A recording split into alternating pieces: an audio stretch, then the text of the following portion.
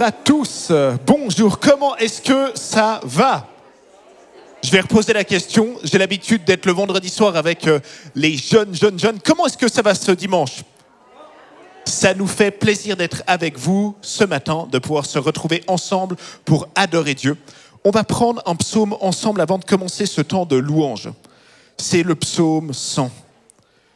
Servez le Seigneur dans la joie. Psaume pour un sacrifice de remerciement. Tous les habitants du monde, criez de joie pour le Seigneur.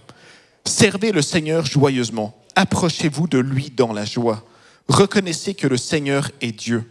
C'est lui qui nous a fait et nous sommes à lui. Il est notre berger, nous sommes son peuple, son troupeau. Entrez dans son temple en lui disant merci. Allez dans le cours du temple et chantez sa louange. Remerciez-le et rendez-lui gloire. Oui, le Seigneur est bon, son amour est pour toujours, de génération en génération. Il reste fidèle. Amen. Est-ce qu'on peut se lever ensemble ? Je vais prier avant ce temps de louange. Ce psaume nous invite à la joie dans la louange, à la joie dans l'adoration, de se centrer sur tout ce que Dieu est déjà en train de faire et pas juste dans ce qu'on attend qu'il doit faire dans notre vie. Et rentrons dans ce temps d'adoration, dans cette attitude-là de se centrer sur tout ce que Dieu est déjà en train de faire dans nos vies. Seigneur, merci pour ta présence, merci pour ton action. Merci pour ce psaume qui nous dit de rentrer dans la joie, Seigneur, quand on est dans ton temple, quand on est à l'église. Seigneur, merci pour ton œuvre, pour ton action dans nos vies. Tu connais nos besoins, on te les remet, Seigneur. Mais dans ce temps de louange, on veut se centrer sur toi, premièrement. Se centrer sur la personne merveilleuse que tu es, Jésus. Te remettre toute notre vie, tout notre cœur, Seigneur, notre être en entier, Jésus. On te donne tout ce temps de louange, Jésus-Christ. Amen. Bonjour à tous. Soyez les bienvenus dans la maison du Seigneur. On va ensemble ce matin apporter notre louange. Amen. On peut taper des mains.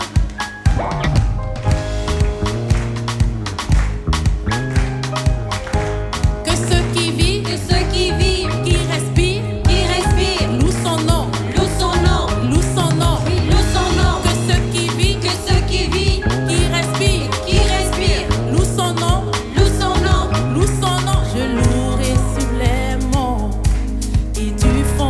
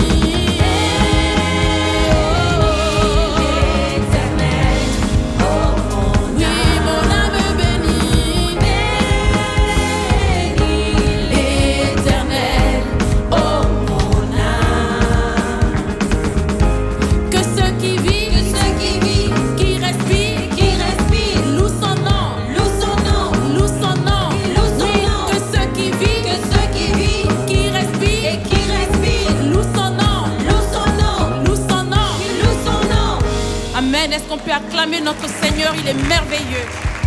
Il mérite nos louanges. Amen. Merci Jésus.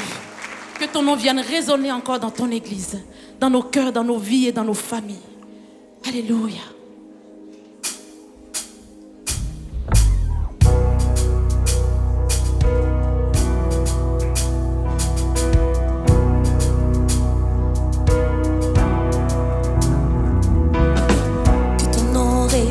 Dans ce lieu, que ton nom résonne dans ce lieu, que ton nom résonne dans ce lieu, Jésus, que ton nom résonne dans ce lieu, que ton nom résonne dans ce lieu, que ton nom résonne dans ce lieu. Que ton nom résonne dans ce lieu, Jésus, que ton nom résonne dans ce lieu. Que les murs tremblent au son de nos louanges, alors que nos voix s'unissent à celles des anges. Répand sur nous ton esprit, ta puissance, oh Jésus.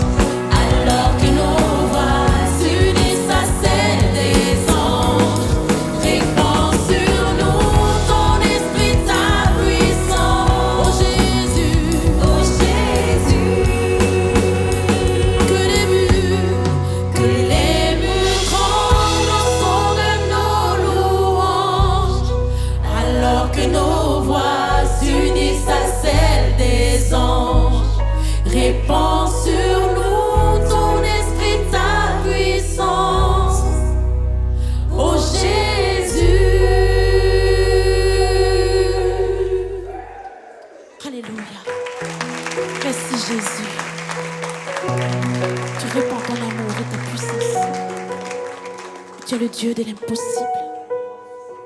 Béni soit ton nom, Seigneur.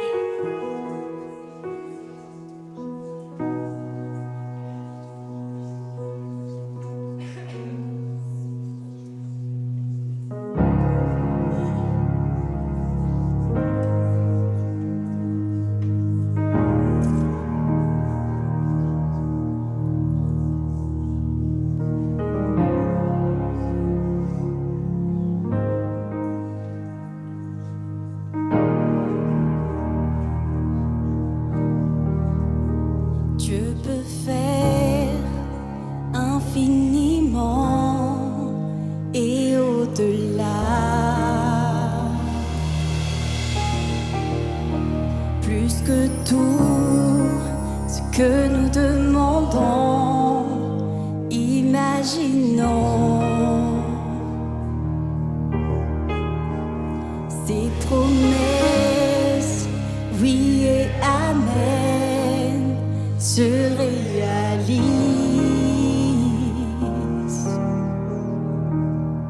Sa parole, toujours sûre et certaine, elle s'accomplira.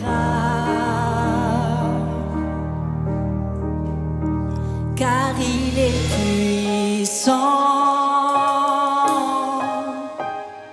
Dieu est puissant.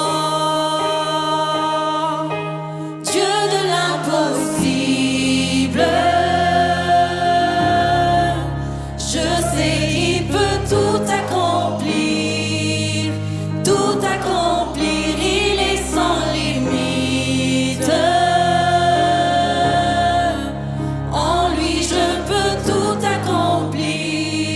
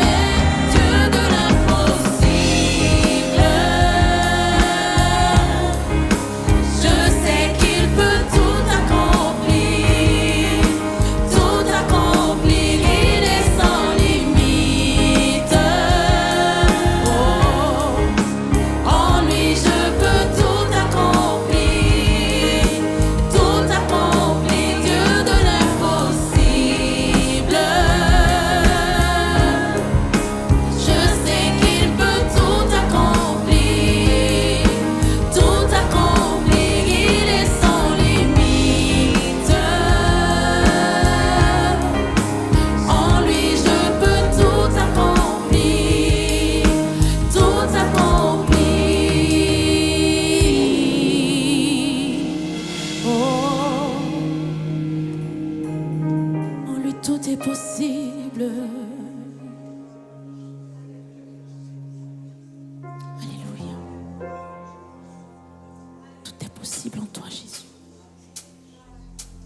Nous te couronner encore ce matin parce que tu es le roi de gloire.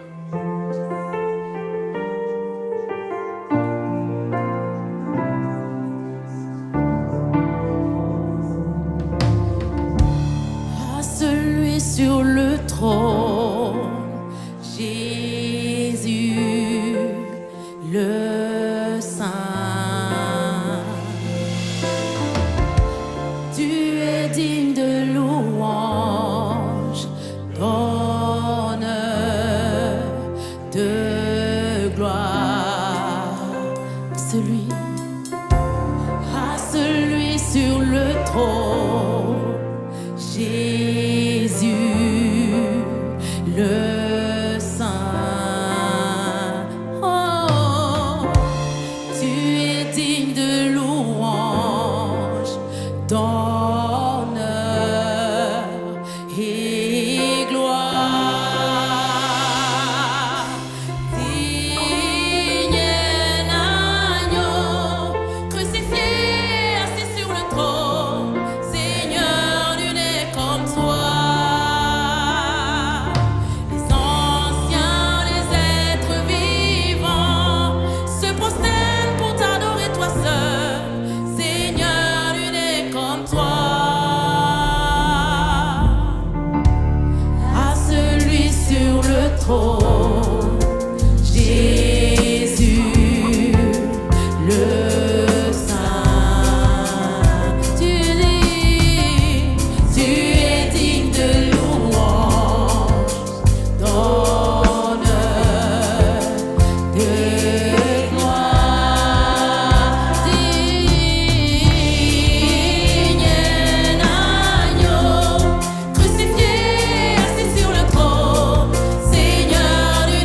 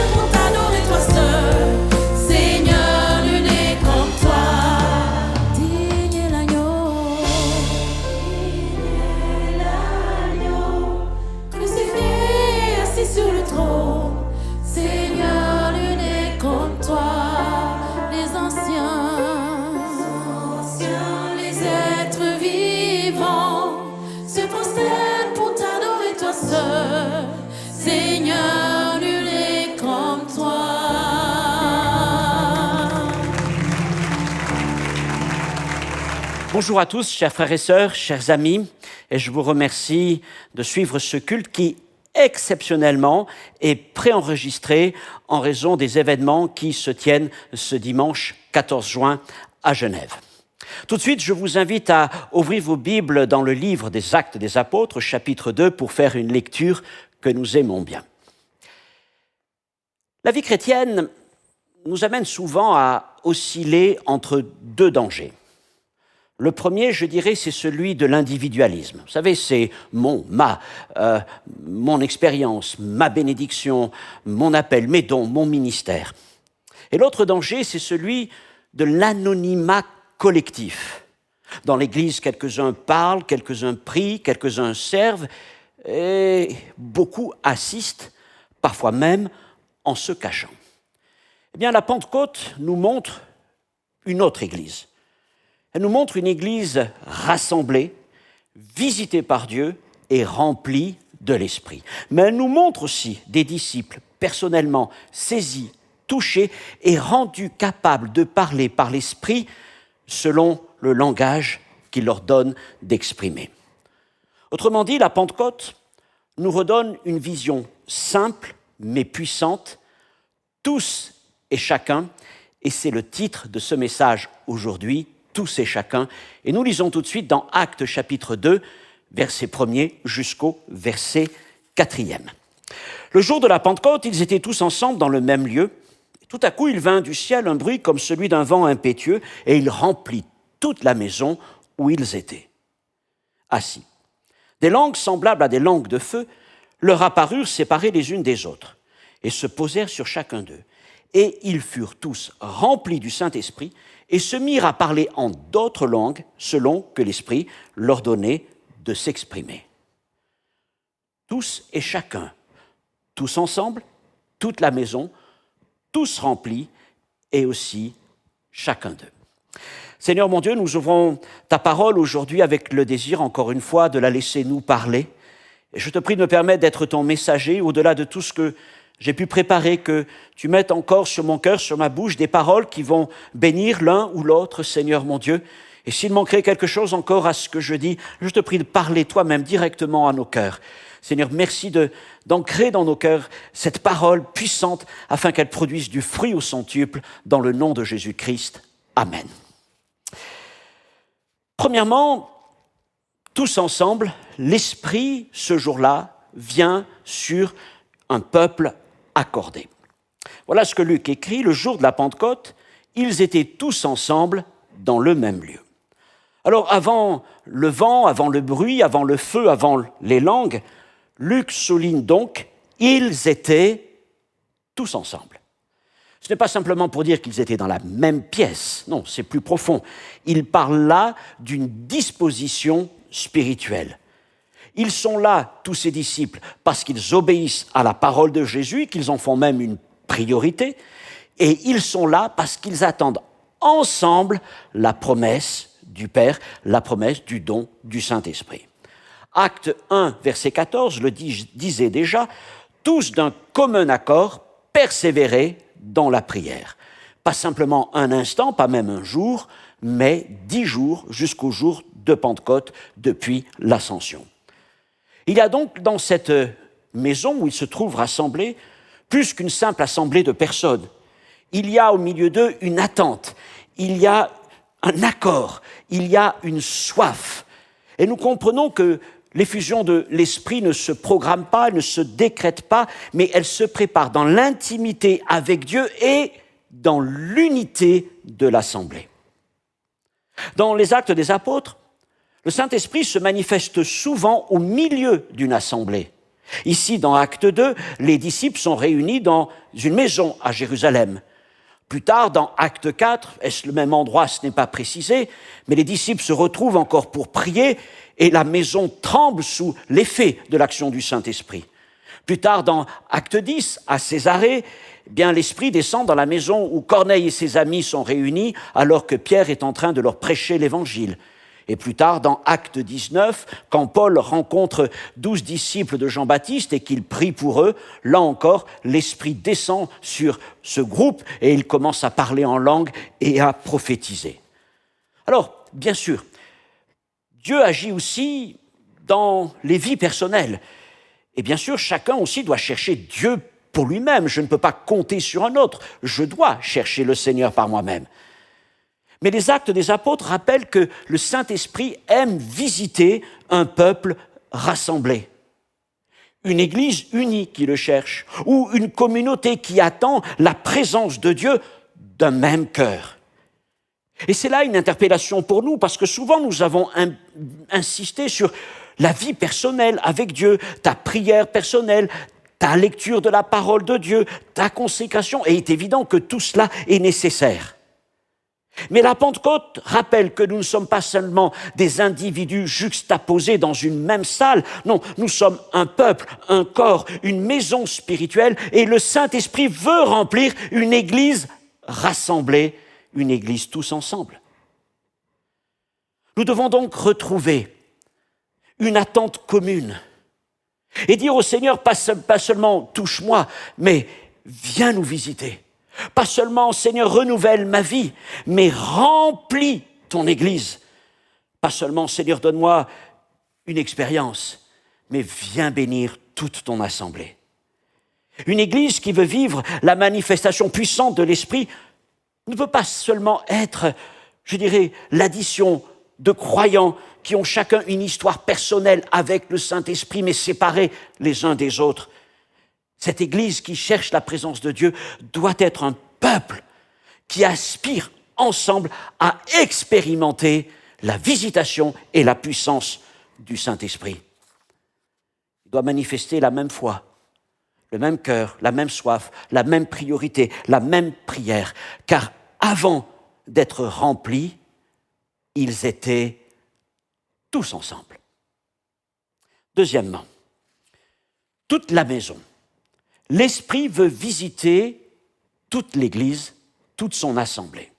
Luc écrit, « Tout à coup, il vint du ciel un bruit comme celui d'un vent impétueux, et il remplit toute la maison où ils étaient assis. » Avant même de dire que les disciples sont remplis, Luc dit que le bruit venu du ciel remplit toute la maison.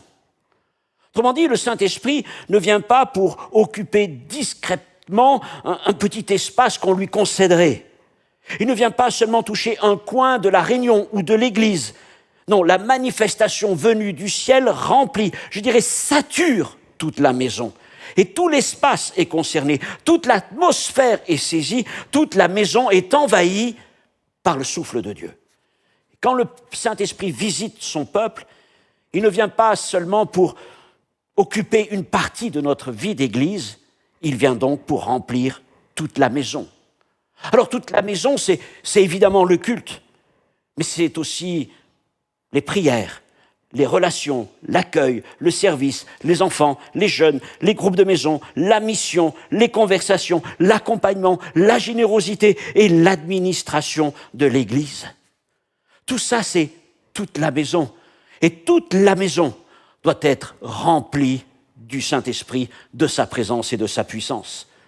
Autrement dit, le Saint-Esprit ne vient pas se contenter de décorer une partie de l'Église. Il vient pour agir dans toute l'Église, tout ce que nous lui permettons de toucher. Or, parfois, nous limitons l'action de Dieu à certains moments ou certaines sphères. Viens nous visiter, Seigneur, mais pas partout. Nous sommes prêts à ce que Dieu agisse pendant un chant, mais pas forcément dans nos relations les uns avec les autres. Nous sommes prêts à ce que Dieu parle à travers une prédication, mais pas forcément dans nos décisions ou dans nos propres paroles. Nous sommes prêts à dire, Seigneur, viens nous visiter le dimanche matin.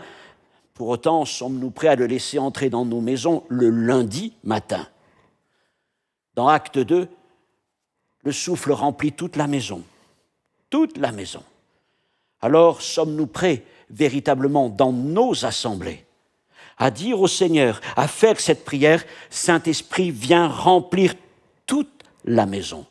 Ce que nous faisons, ce que nous sommes, ce que nous avons peut-être laissé s'endormir, Saint-Esprit remplit toute la maison. Et on le comprend, une église peut avoir des activités nombreuses, des cultes réguliers, une belle organisation, des ministères actifs dans bien des domaines, et pourtant avoir besoin que le souffle de Dieu vienne à nouveau remplir toute la maison pour remplacer un bon fonctionnement par la vie de l'Esprit. Le Saint-Esprit veut visiter toute l'Église. Et la question est, lui avons-nous vraiment ouvert toute la maison?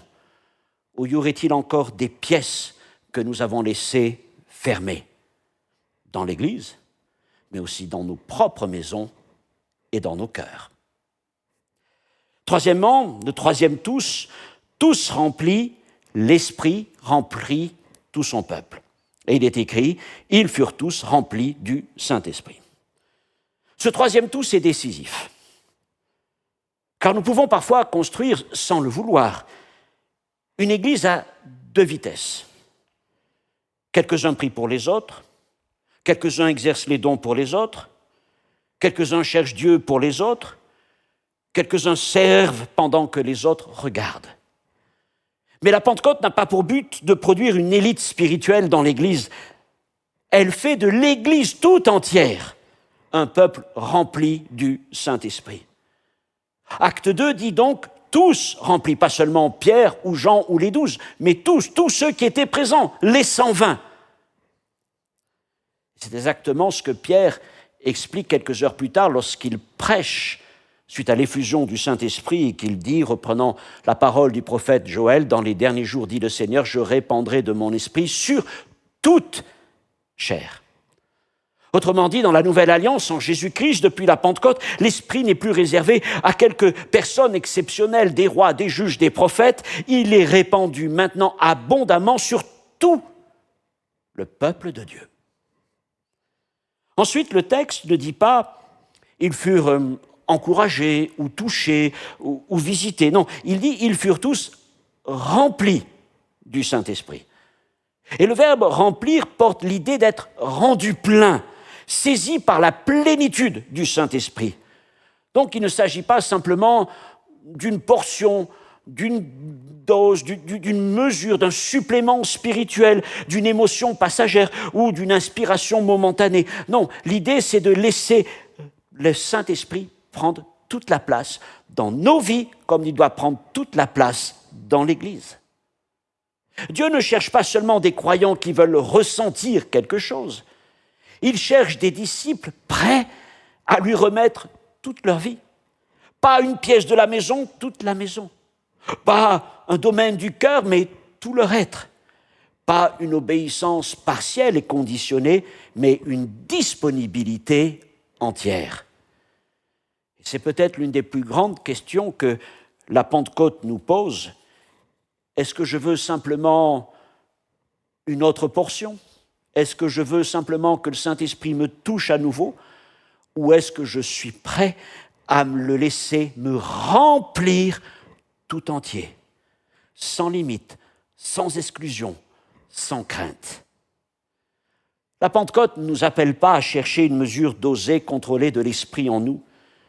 Elle nous appelle à nous offrir sans restriction au Seigneur, afin que l'Esprit de Dieu devienne sa puissance dans notre vie. Mais encore une fois, il ne remplira pas ce que nous refusons de lui donner, car il ne remplit que ceux qui s'offrent à lui.